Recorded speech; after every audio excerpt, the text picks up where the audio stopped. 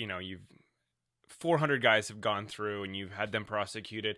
What was the creepiest exchange that you felt like that really stands out in your mind? Like, wow, this guy was really messed up in the head, or he had some gnarly intentions.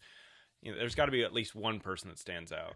Well, I think it's about a 100-weight tie for first, and all for different reasons.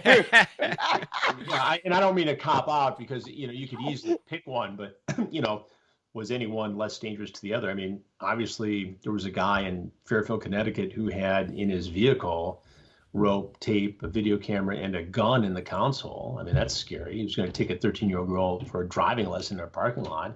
We had a guy show up, and this brings up an interesting, ethical debate on all this. I mean, what guy shows up who's too young to be exposed or prosecuted?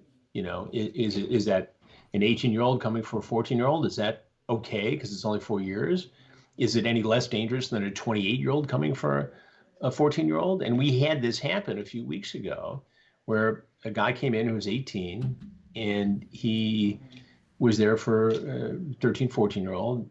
And I interviewed the law enforcement sheriff in charge of this investigation. And I asked him the right question. I said, does he get a pass because of his age? And the answer is, at least in my opinion, in the opinion of law enforcement, no, because that 18-year-old who happened to be a babysitter, who had tons of graphic porn, who was wearing a butt plug when he came in there, wanted to do bad stuff to a young kid. I'm not making this up.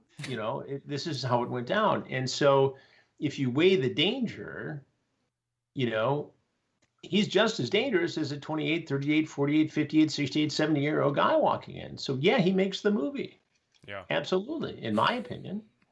But they're all creepy. I mean, the rabbi was creepy in his own way because of the way he walked in there so confidently with a bounce in his step to, set up a date with the 13-year-old boy. Jeff Sokol was creepy, the pizza guy.